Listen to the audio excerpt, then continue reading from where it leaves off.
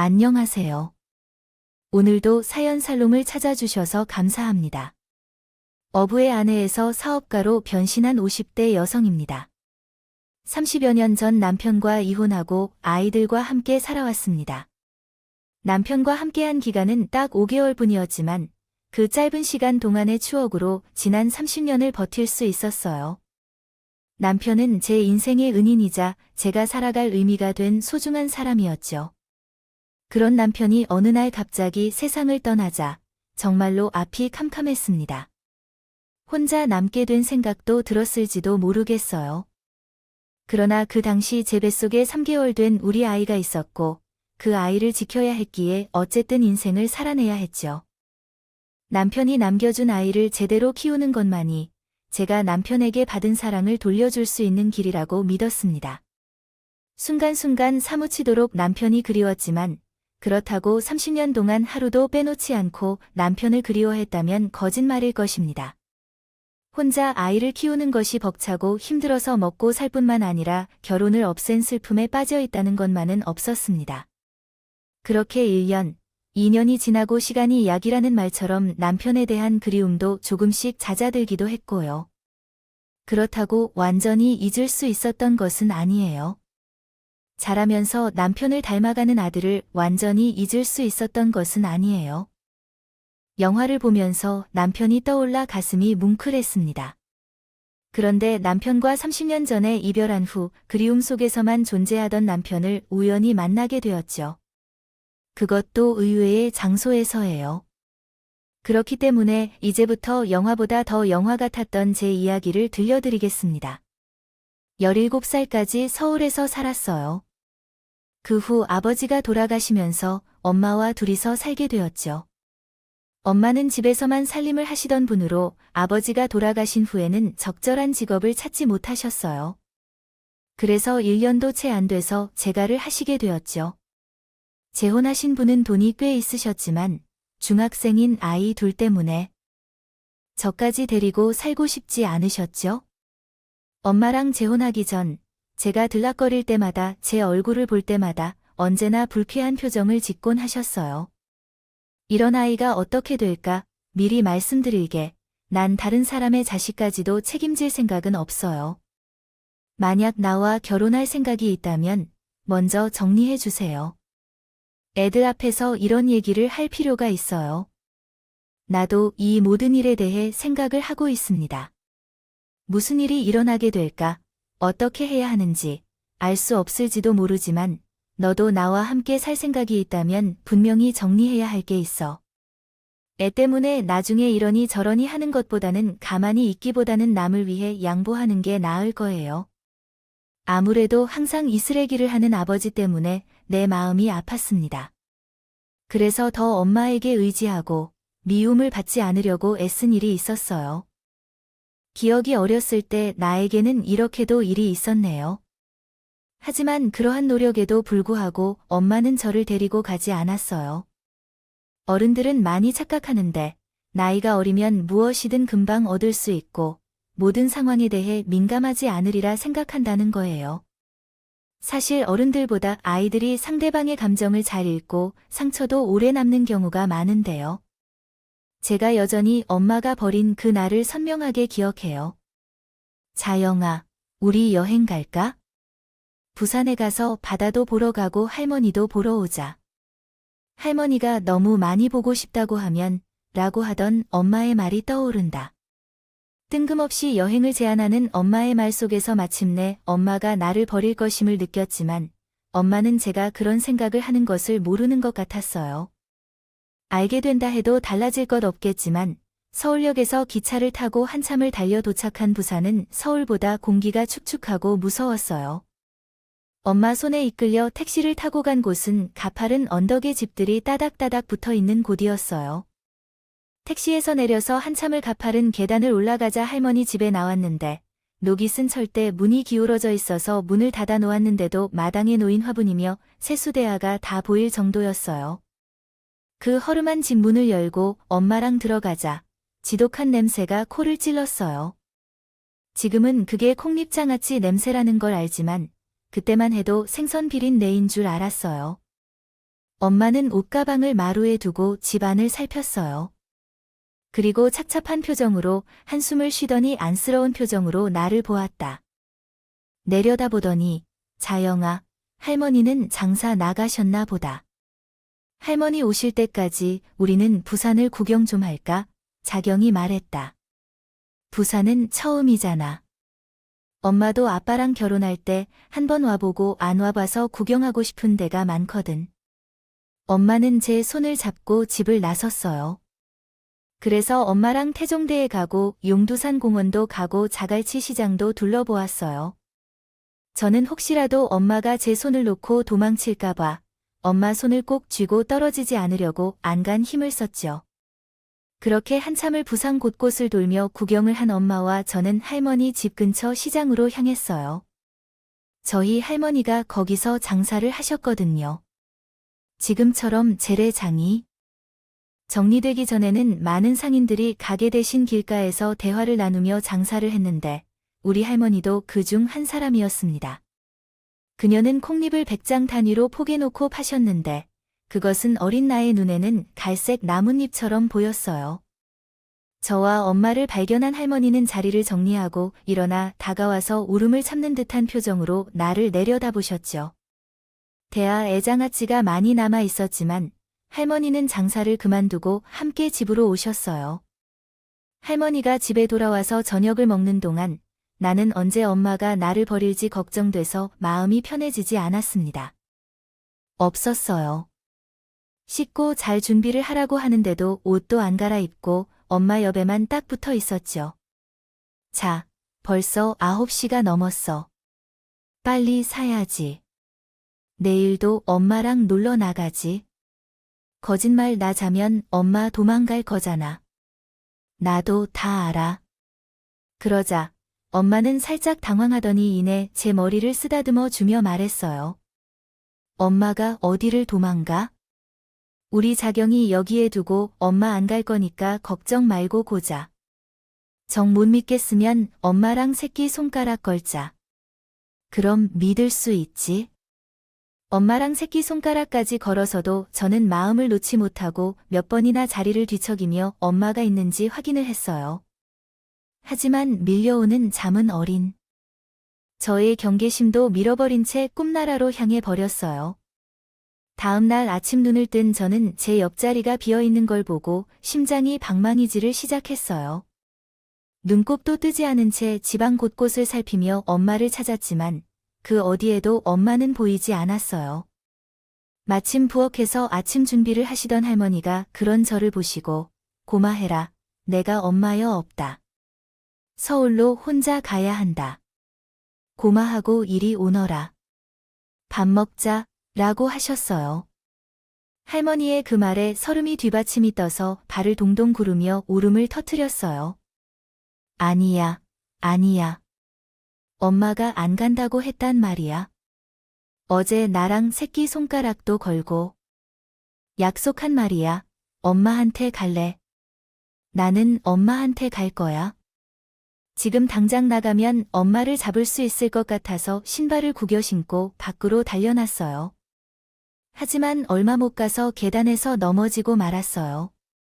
손바닥과 무릎이 까져서 피가 났지만 아픈 것보다는 이러다 엄마를 영 놓치면 어쩌나 하는 걱정이 더 컸어요.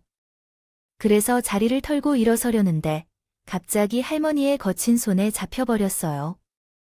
가시나가는 왜 이렇게 말을 안 듣는데? 엄마가 걱정하셨나 안 하셨나? 지금 가도 못 만난다. 영영 못 본다는 말이야. 엄마도 자신의 인생을 살아야 하지 않겠나? 가자. 할머니 집에 가자. 이제 자. 니네는 강강구수라면서 어느 날 발버둥을 치며 할머니의 손에서 빼어나려 했으나 결국 집으로 끌려가 버렸습니다. 그리고 그날부터 할머니와 둘이 살게 되었습니다. 할머니가 점심을 나가는 동안 집에 혼자 있는 것은 손바닥만한 집이 혼자 있을 때 얼마나 무서웠는지를 알 수 있었어요. 결국 나와서 대문 앞에 웅크리고 앉아 할머니를 기다렸습니다. 그래서 아침마다 할머니를 따라 나가겠다고 조르곤 했으나 할머니는 나를 시장에 데리고 나가는 것을 싫어하셨어요. 그때는 왜 나를 떼어놓고 나가려 하나 불쾌하게만 생각했지만 나이도 많은 할머니의 마음을 이해하게 되었습니다. 당신은 비록 길거리에서 장사를 하지만 소녀 마누라만큼은 그런 처지에 놓이지 않게 하고 싶지 않으셨던 거예요. 엄마는 손을 잡고 시장에 오는 아이들 앞에서 제가 상처받지 않기를 바라면서 마음을 품고 있었을 테고, 그렇게 나는 투박하지만 손녀딸을 따뜻하게 대해 주시는 할머니 손에서 자랐어요. 생활은 가난했지만 적어도 할머니만큼은 나를 버리지 않을 것이라는 믿음이 있었기에 엄마와 둘이 살 때보다 오히려 마음은 편안했어요. 하지만 영원히 내 곁을 지켜줄 것만 같았던 할머니는 중학교 2학년이 되던 해 세상을 떠나셨어요. 평생 힘들었지만 돌아가시기 전까지 할머니를 생각하면 아직도 가슴이 먹먹해져요. 할머니의 지난 인생은 가엾고 하지 못한 효도와 전하지 못한 고마움이 남아서 그런 것이죠. 할머니가 돌아가신 후 많은 것들이 변했어요. 일단 부산에서 할머니와 함께 살던 곳을 떠나 고모가 사는 전남 지방으로 이사를 해야 했거든요.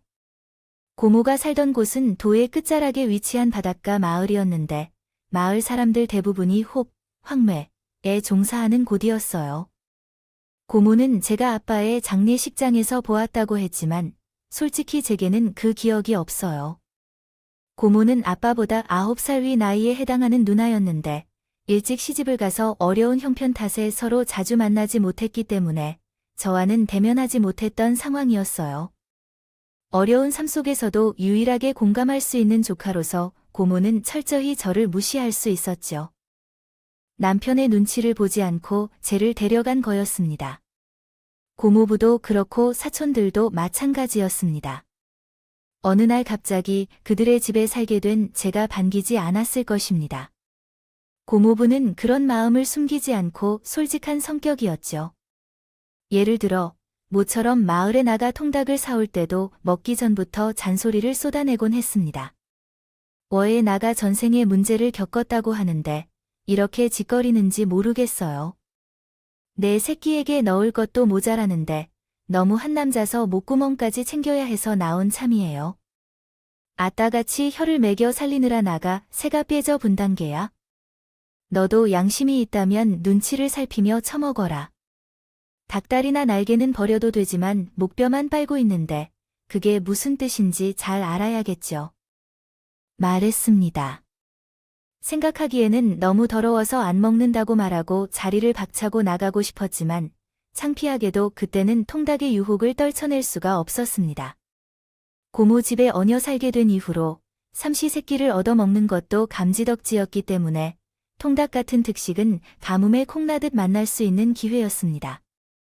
그래서 고모부와 사촌들 눈치를 보면서도 기뻐했던 통닭을 얻어먹고 말았죠. 딱히 용돈도 없었던 제가 반 아이들과 같이 다니기도 어려웠습니다. 어른들 세계도 그렇지만 아이들 세계 역시 돈이 없으면 관계를 유지하기 어렵거든요. 더구나 다른 지역 사투리까지 사용하더니 동네 아이들 사이에 쉽게 녹아들지 못했습니다. 그런 저에게는 유일한 말동무였습니다. 저보다 5살이나 연상인 동네 오빠였어요. 일찍부터 아버지를 여인으로 두고 가족을 부양하기 위해 낡은 고깃배를 몰았습니다. 자기 어깨에 짊어진 짐이 무거울 텐데도 오빠는 틈틈이 제게 먹을 것을 사주거나 여동생을 위한 선물을 사면서 함께 나눠주곤 했어요. 고등학교 진학을 앞둔 때에는 학업을 포기하고 취직을 고민했지만 그런 제 모습을 다잡아준 것도 바로 오빠였습니다.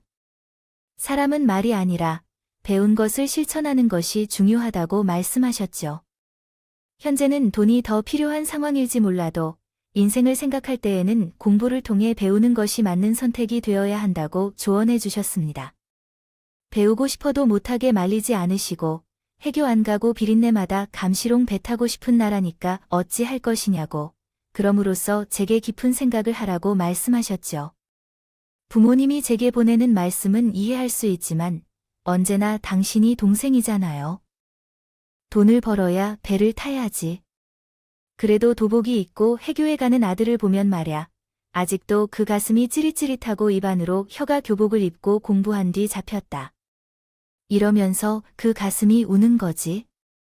근데 나중에 후회하지 않고 할 수 있을 때 공부해서 돈을 벌어야 해. 방학 때 생선도 낫고 가게에서 알바를 하면 돼. 그래도 안 되면 나가줄 텐데 말야. 중학교를 졸업하자마자 학업을 멈추고 돈을 벌어야 했던 오빠는 나랑 같은 길을 가지 않길 바랐지. 그래서 없는 살림에도 날 도와주겠노라 큰 소리로 말하며 만화를 했어. 그런 오빠 덕분에 난 고등학교 진학을 결심하게 되었고, 오빠 말대로 생선 잡는 일도 함께 했어. 생선을 말리는 일을 하면서 틈틈이 용돈을 벌기도 했는데, 그렇게 고등학교를 졸업한 후 읍속 새마을 근처에서 일을 시작해서 본격적으로 월급을 받으며 저축을 시작했습니다. 광주와 서울로 유학을 떠나기 위해 집안 경제를 도와주기 위해 노력하다 보니 현재는 전보다 더 절약하고 있습니다. 이런 상황에서 내가 내는 생활 비용이 큰 도움이 된다고 느꼈습니다. 이제야 제가 스스로 사람으로서의 책임과 자긍심을 느끼게 되었고요. 그러나 적금 통장이 훔쳐진 것을 알게 되어서 당황했습니다. 저희 집에서 하루하루를 보내던 어른들은 이 정도로는 용서하지 않을 거라고 생각했습니다. 회사에서 퇴근해 집에 돌아와서 고모부가 제 방 서랍에서 제 적금 통장을 발견한 것이었습니다.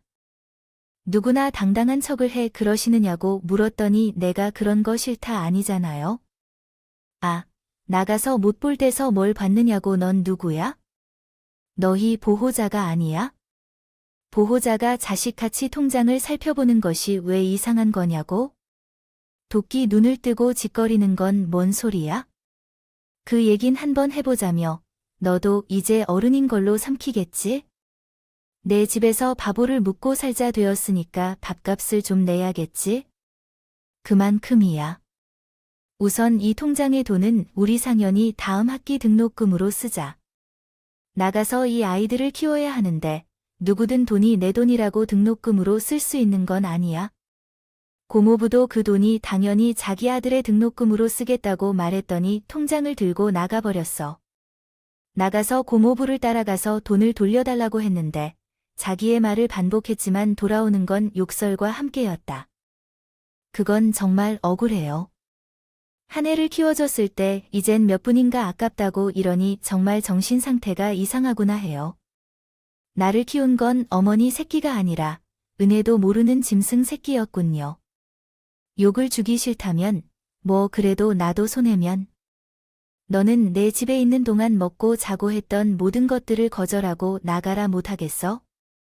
아니면 이 돈을 돌려줄 수 없는 것도 그렇죠. 고모부는 매번 내 돈을 가져갔어요. 돈을 받고 내가 할 땐 할머니와 살았던 집을 내려 팔고 받은 돈은 모두 고모부가 가져갔어요. 우리가 살던 집에 있으면서 내가 일을 도맡아서 하고 바빠서 가지 말라고 요구했는데 마치 내가 나를 거들어 키운 것처럼 돼버렸네요. 종전하셨기 때문입니다. 점점 돈이 모이면서 빼서 저축해보려고 하는데 그럴 때마다 요구하는 쪽에 낚이듯이 지내야 했습니다. 텅텅 빈 통장을 보면서 언제까지 이런 삶을 해야 할까 고민했죠.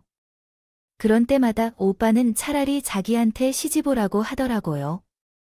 그 당시에는 오빠와 제가 고등학교를 졸업한 후 몰래 사귀고 있었죠. 안쓰러워서 하는 말이라는 건 알고 있었지만 아직은 너무 어린 나이라 결혼 생각을 하기는 힘들었어요. 게다가 결혼을 해도 시어머니와 시누이와 한 집에서 살아야 하는데 그게 지금의 삶과 어떻게 다를까요? 제가 원하는 것은 아니었지만 일이 벌어졌거든요. 태풍으로 인해 고모부가 운영하던 김 양식장이 엉망이 되었고 더 심해지는 건 빚더미였죠. 고모는 확장을 위해 더 많은 돈을 빌리게 되었어요. 그러다가 빚쟁이들이 집에 찾아와서 고모부는 도망다니면서 피해야 했어요. 한 번은 빚쟁이들이 찾아와 집을 엉망으로 만들고 떠났는데 자정이 넘은 시각에 고모부가 집에 들어왔어요. 고모는 안방문을 잠그고 얘기를 나누고 계셨는데 그 중간중간에는 고모가 화를 내는 소리와 흐느껴 하는 소리도 들렸어요. 둘은 1시간 이상을 얘기하고 있었습니다. 얘기를 하다가 방을 끄고 주무셨죠. 다음 날 아무 일도 없는 듯이 고모부가 마당을 쓸고 계셨어요. 혹시 빚쟁이가 찾아올까봐 걱정이 돼서 얼른 안으로 들어가시라고 했지만 괜찮다고 하시더니 손사래를 치시더니 아침밥을 먹는데 상에 불고기가 올라와 있더라고요. 고모부가 불고기 한 젓가락 집어서 제 밥에 올려주시면서 평소와는 다르게 다정하게 대해주셨어요. 아따, 팍팍 좀 먹어봐. 배고프겠다, 고 말하시며 고모는 하나밖에 없는 조카 먹이려고 아침부터 신경을 썼다며 조카가 소홀하게 했지. 서운해했을 텐데. 그래도 기뻐 하면서 세상천지 단정하게 말씀하셨어요. 너한테 사치를 베풀고 고생하고 하는 건 나랑 내 고모뿐이라니까. 생색불이라는 게 아니라 근데 너도 조금만 알아줬으면 하는 거야. 먼저 밥부터 먹고 이야기는 천천히 하더라도 생전 별로 친절하지 않았던 고모부가 걱정돼서 밥이 입에 들어가든지 코로 들어가든지 몰라. 혹시 돈 얘기를 꺼내려고 이렇게 판을 치는 건가 의심하며 밥숟가락을 입에 댔는데 갑자기 고모가 흑하고는 눈물을 흘렸어. 그래서 나는 왜 그런지 의아해하던 중에 고모가 갑자기 제 손을 잡고는 퍼덕퍼덕 무릎을 쳤어. 그렇더라고요. 미안하다. 고모가 우리 자경이 너한테 면목이 없다. 그래도 사람은 살아야 하지 않느냐. 상현이 장가도 보내야 하고 상희 시집도 보내야 하고 우리도 묵고 살아야 하지 않겠나. 박 사장이 나이는 좀 있어도 자기 사람한테는 그리 잘한다고 했어. 남자 딴 거 없다. 나한테 잘해주고 한눈 안 팔면 그게 최고라고. 자식들도 다 커가 손갈리 없고 넌 그저 예쁨 받고 살면 된다고 하더라. 자영아, 고모가 이렇게 부탁한다. 우리 좀 살려달라니 이게 무슨 소린가 했어요. 박 사장은 뭐고 다 컸다는 자식들은 또 뭔가 했는데 밥숟가락을 놓기도 전에 밖에서 차 소리가 들렸어요. 들리더라고요. 그러자 고모부는 맨발로 달려나가 땅따란 중년 남자를 데리고 들어왔어요. 고모가 말하던 바로 그 박 사장이 있죠. 박 사장은 마치 상점에서 진열된 상품을 보듯 제 얼굴부터 발끝까지 샅샅이 훑었어요. 그 느글거리는 눈빛에 방금 먹은 밥이 올라올 것 같더라고요. 고모부는 돈 많은 박 사장이랑 결혼해서 편하게 살라고 번드르르하게 얘기를 했지만 제가 모를까 봐요. 고모부는 큰 돈을 빌려준 박 사장한테 나를 넘기고 빚을 갚으려 한다는 걸 이미 눈치채고 있었어요. 제 의사와는 상관없이 고모부와 박 사장은 밥상머리에서 결혼 날짜까지 잡았어요. 그리고는 수일 내로 직장에 사직서를 내라고요. 말하는 거예요. 하더군요. 저는 출근 시간을 다 놓쳤다는 핑계로 집을 빠져나왔어요. 그리고 오빠에게 뛰어갔죠. 음식을 주며 방금 있었던 일을 말했더니 오빠가 굳은 표정으로 그러는 거예요 라고 했어요. 혼인 친구부터 하자고 해서 서류상으로 이미 결혼한 여자를 억지로 데려갈 수 없을 테니까요. 그래서 그 길로 오빠와 함께 읍에 나가 혼인 신고를 했어요. 그리고 며칠 뒤 오빠와 함께 고모 내외 앞에서 그 사실을 말했더니 난리가 났어요. 고모부는 오빠의 멱살을 잡고 욕설을 퍼부었고 고모는 믿는 도끼에 발등 찍혔다 며 대성통곡을 했어요. 결국 그날 밤에 제 짐과 옷가지를 챙겨 고모 집을 떠났어요. 그리고 오빠 집에 들어갔습니다. 시어머니와 시누이는 우리가 혼인신고를 했다는 사실이 믿기지 않았는지 몇 번이나 되물었습니다. 결국엔 받아들인 것이죠. 이미 질러버린 것을 어쩌겠냐. 언제든 작은 지어야 하는 것인데 차라리 잘 되물은 것입니다. 우리가 먹는 상에 숟가락 하나 얹으면 그만인 것이고 잠이야 동석이 방에서 잠이 되지 않겠냐. 근데 너도 봐서 알겠지만 우리가 가진 것이 영 없어서 결혼식은 조금 힘들 것 같다. 그것은 내가 이해 좀 해줘야 하는 상황인데 요점을 받아주시는 것만으로도 감사할 따름이었습니다. 그렇게 생각하지도 못했던 신혼생활을 시작하게 된 우리는 하루하루가 신나고 행복했어요. 시어머니도 그렇고 신이도요. 그런데 없이 산다는 것 외에는 모든 모퉁이가 깨끗한 사람들이라서 비록 고무집에 살았을 때보다도 솔직히 마음이 더 편했어요. 왜냐하면 진실로 오빠가 말한 대로 결혼을 하지 않은 게 후회가 될 정도였거든요. 그러나 제 상황과는 다르게 과거엔 정말 자유분방했었는데 점점 빚더미에 시달리다가 결국 야반도주를 택하게 되었어요. 이로 인해 박 사장이 우리 집을 찾아와서 문제를 일으키기도 했지만 법적인 문제라 거의 관련이 없어 경찰이 개입하자 아쉽게 돌아갔어요. 그래서 이제 나의 삶에서 걱정거리들이 모두 사라지고 행복한 순간만이 남아있다고 생각했죠. 하지만 나의 삶을 순식간에 휩쓸어버릴 만큼 거대한 파도가 밀려오고 있다는 걸 몰랐죠. 말이에요. 시댁에 들어와서 살게 된 지 3개월 정도 되던 무렵, 이상하게 몸이 안 좋아졌어요. 먹은 것이 없는데도 마신 것처럼 속이 더부룩하고 밥을 짓는 냄새만 맡아도 헛구역질이 올라올 정도였죠. 그래서 시어머니에게 증상을 얘기했더니 혹시 집에 소화제가 있는지 물어보았더니 활짝 웃으시며 그랬어요. 네 애 들어서는 가다오매 어찌할까. 나가 손자를 보게 되어 버린구만. 이 말에 남편은 세상을 다 얻은 사람처럼 주먹을 불끈 쥐고 환호성을 질렀어요. 저는 그때 남편에게 아직 확실한 건 아니니까 김치국부터 마시지 말라고 하면서도 마음속으로는 임신일지도 모르니 바랐어요. 그리고 다음날 보건소에서 검사를 한 후에야 비로소 웃음이 지어졌습니다. 있었죠. 하지만 기쁨도 잠시 입더디심해서 좀처럼 밥을 먹지 못해 회사에서도 툭하면 핑그르르 하기 일쑤였고 몸에 기운이 없어서 매사에 의욕이 떨어졌거든요. 그런 제가 안쓰러웠는지 남편은 집에 올 때마다 평소 제가 좋아하던 것들을 하나 둘 사오기 시작했어요.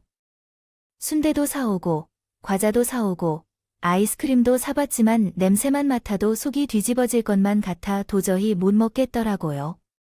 그런데 이상하게도 딱 한 가지 음식이 자꾸 생각나는 거예요. 할머니가 만들어 주시던 콩잎장아찌가 그렇죠. 흰밥 위에 콩잎장아찌 한 조각 얹어 먹으면 울렁거리던 속이 한 번에 진정될 것 같아요. 그래서 남편에게 그 이야기를 했더니 다음날 시장을 돌아다니며 콩잎장아찌를 사왔더랬어요. 그러나 전라도 도시에서 사온 콩잎장아찌는 제가 상상한 맛이 아니었어요. 남편에게는 미안했지만 한 입 먹자마자 바로 토하고 말았어요. 그리고 며칠이 지난 후 아침 일찍 나갔던 남편이 거의 자정이 다 되어 집에 돌아왔다고 해요. 손에는 검은 봉다리 하나를 달랑달랑 든 채로 말이더군요. 자영아, 이것이 뭔지 아냐? 나간해 주려고 부산까지 가서 샀는데 난 님 물으러 자야 그게 뭔데? 오빠야, 콩 입장이야. 아이가 이게 먹고 싶어서 죽을 것 같았는데. 오빠야, 고맙다. 냄새가 우리 할매가 만들어 주던 딱해.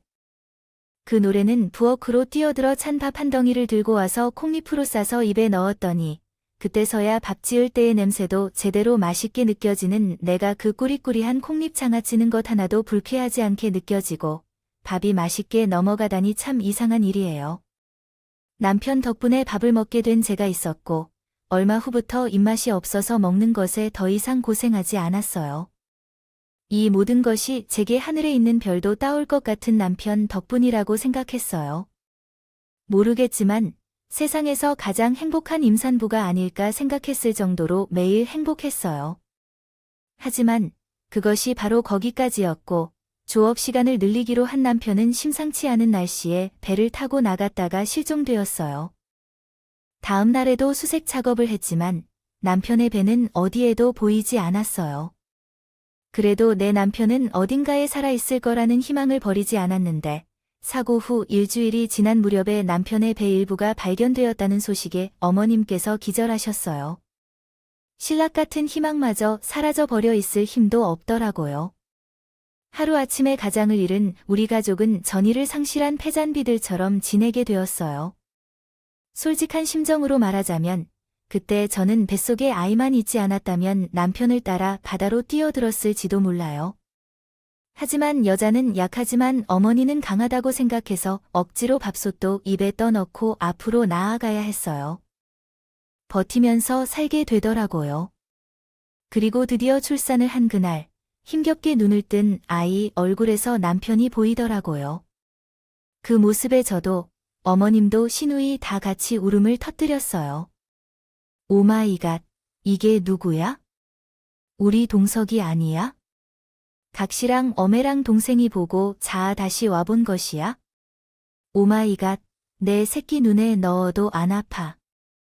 내 새끼 언니가 오빠 낳아 불었다가 어째 이리 오빠 반박인지 모르겠어. 하마터면 오빠라고 불 뻔했잖아.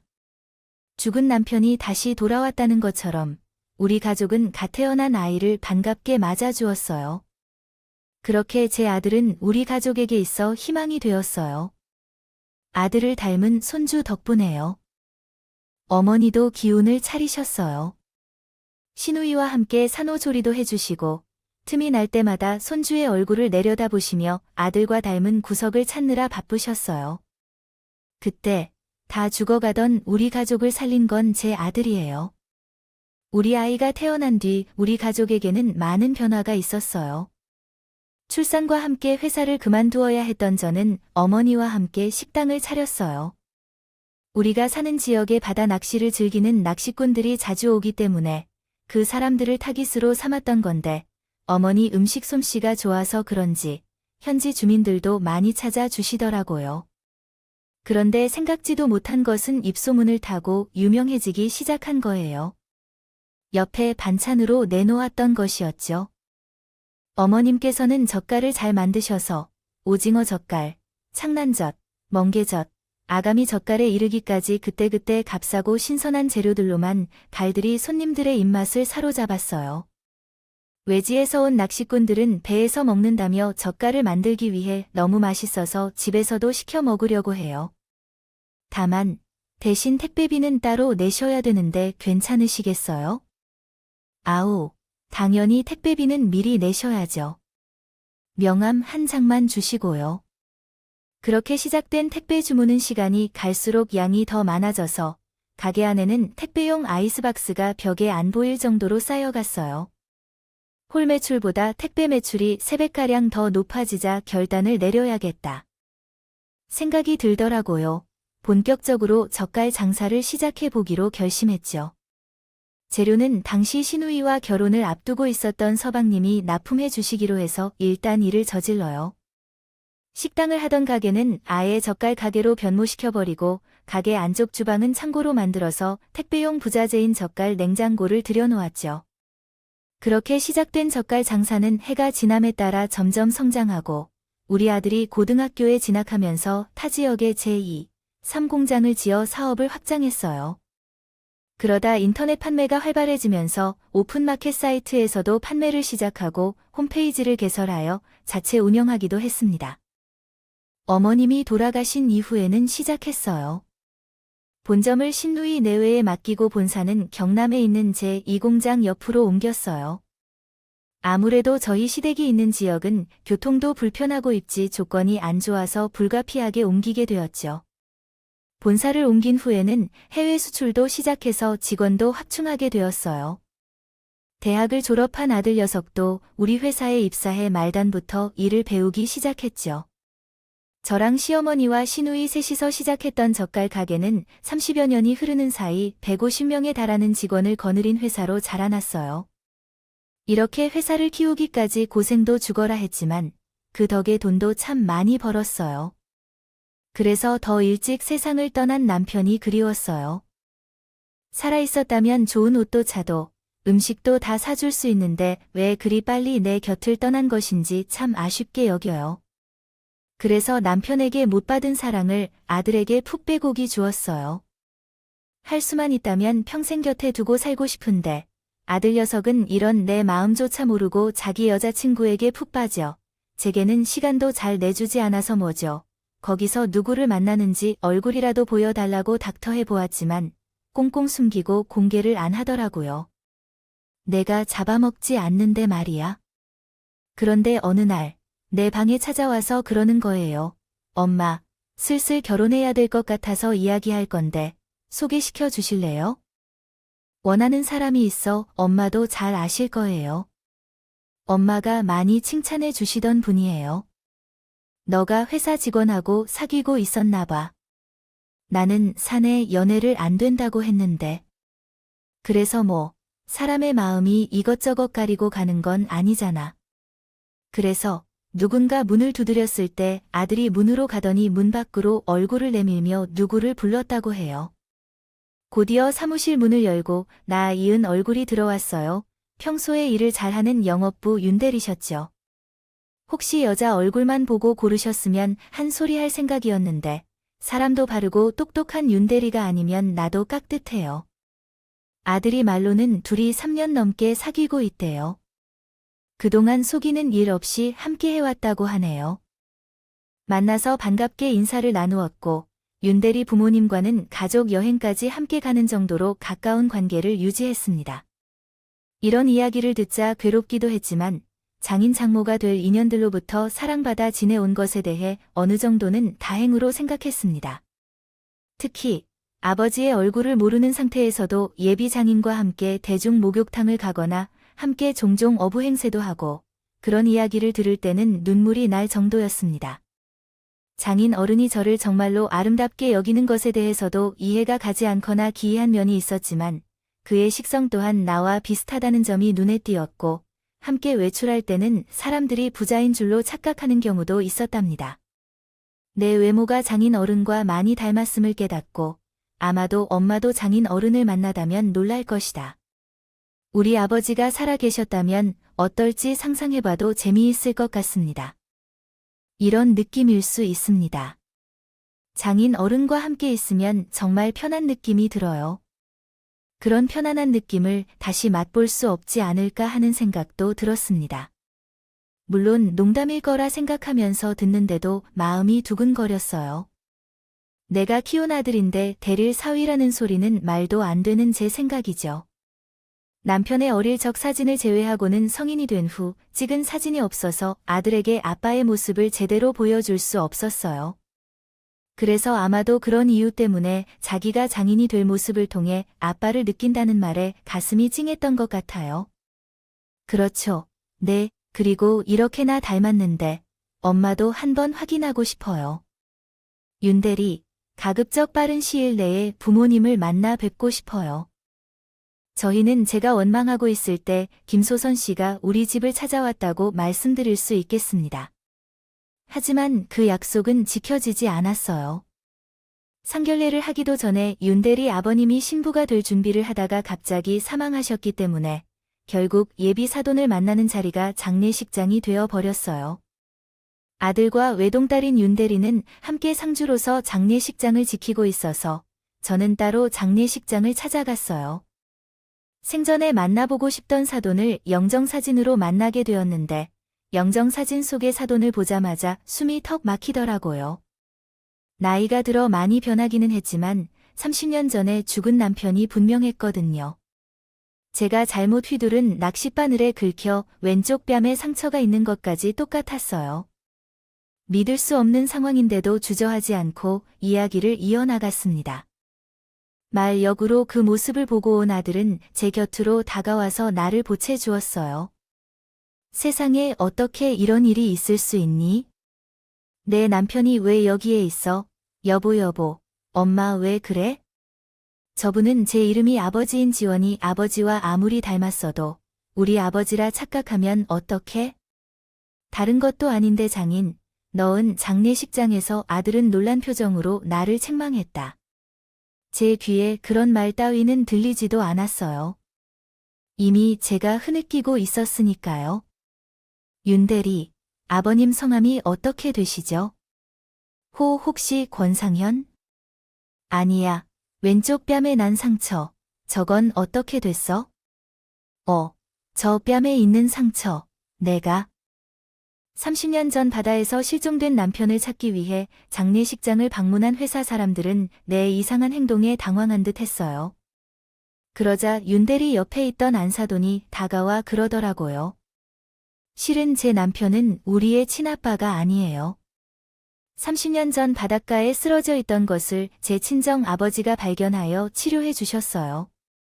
사고로 기억을 잃은 그는 자신의 이름도 모르는 상태였고 정확한 나이나 이름을 알 수 없어서 우리 아버지가 관딩기관을 찾아 새 신분을 만들어 주셨다고 해요. 저랑은 이혼을 하고 있습니다. 딸아이와 함께 친정에 내려와서 살게 되면서 서로 더 친해졌어요. 결혼을 한 것은 우리 딸이 5살이 되던 시기였고요. 남편분께서는 30년 전에 바다에서 실종되었다고 말씀하셨던 사부인 남편분일지도 모르겠어요. 기가 막히는 상황에 처해서 나를 비롯한 장례식장에 있는 사람들 모두가 입을 벌리고 아무 말도 못했어요. 장례식을 마친 후 부인의 협조를 받아서 제 아들은 자신의 장인과 유전자 검사를 했어요. 마침내 결과가 나왔어요. 부자 관계의 확률이 99.98%라는 것을 알게 되었죠. 제 남편이 확실하다는 것을 알게 되었고, 아들은 유전자 검사 결과지를 손에 든 채 눈물을 흘렸어요. 하지만 얼굴은 전혀 슬프지 않았어요. 보이지 않더라도 오히려 밝게 보였어요. 평생 만나볼 수 없을 줄 알았던 아빠와 함께 3년을 보낼 수 있어서 자기는 너무 행복했다고 하더군요. 지난 30년 동안 같은 하늘 아래 살면서 만나보지 못했다는 사실에 화도 나고 억울하기도 했지만 아들의 반응을 보니 화도 못 내겠더라고요.